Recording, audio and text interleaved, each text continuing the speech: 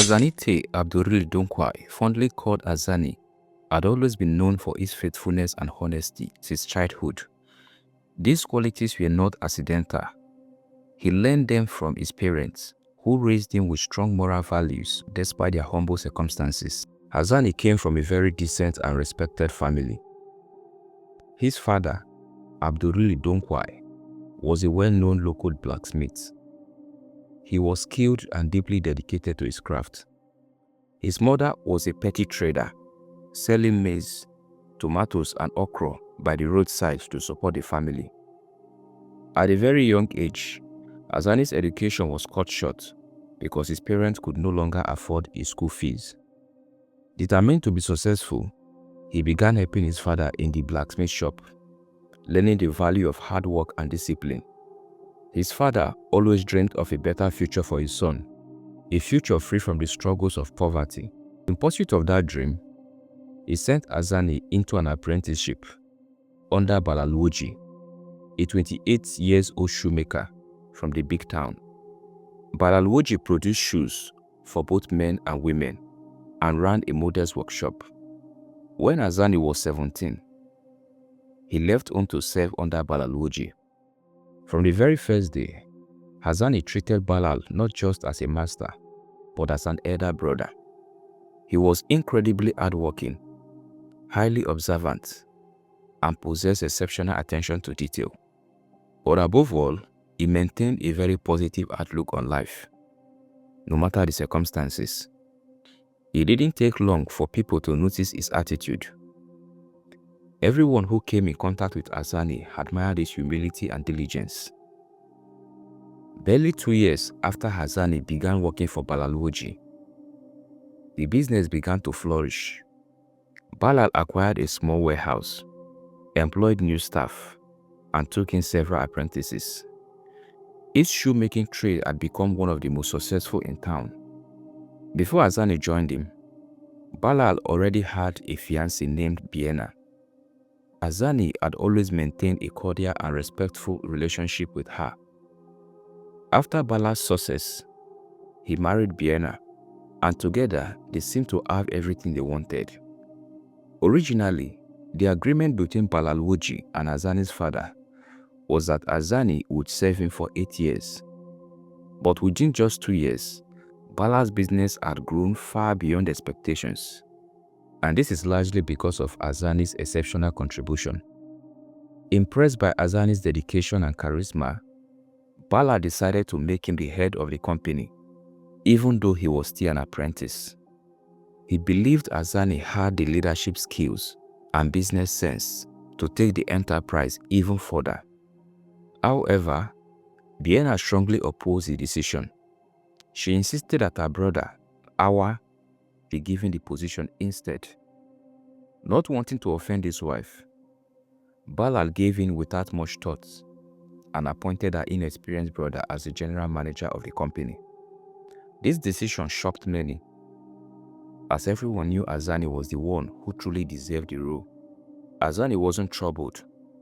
He remained calm and humble, reminding himself that he was only an apprentice and not entitled to such privileges. But things soon began to change. As soon as Awa took charge, he became really harsh and domineering.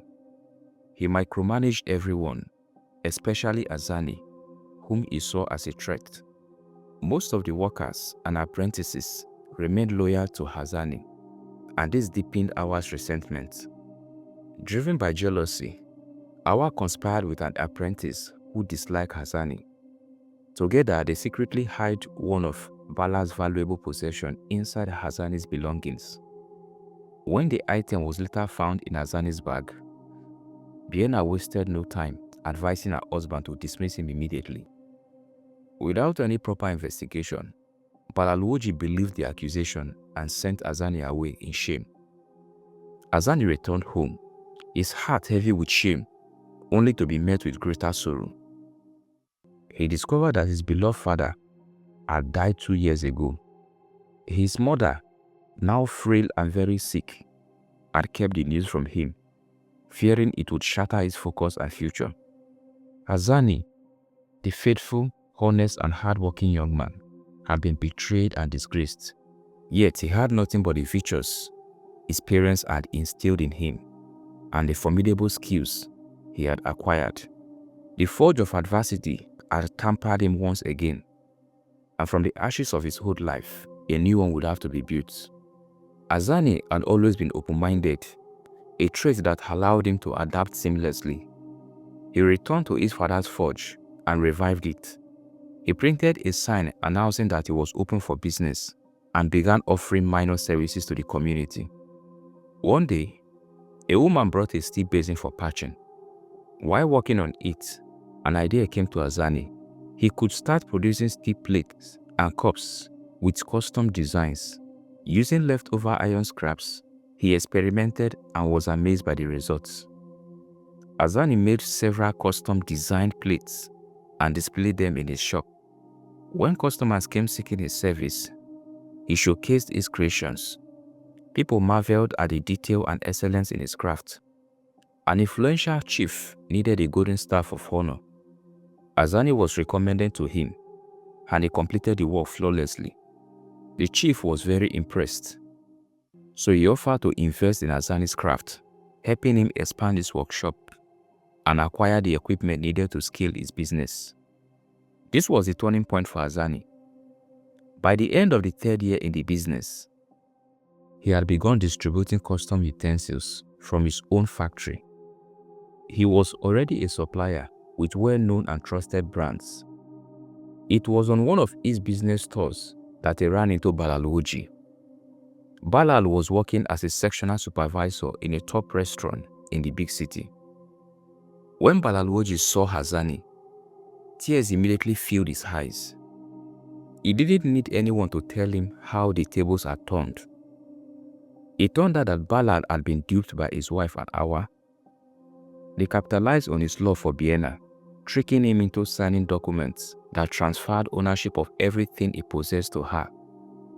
It was during the painful court case that ensued that Balal remembered Hazani's unwavering loyalty.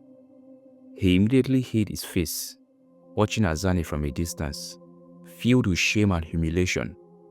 But Hazani, on the other hand, never saw him because he was busy negotiating with company executives. Here are some of the moral lessons you should pick from this story. Always understand that character is your true currency. Betrayal hurts, but integrity heals. Your lowest moment may be your launch pad. Never confuse loyalty with weakness.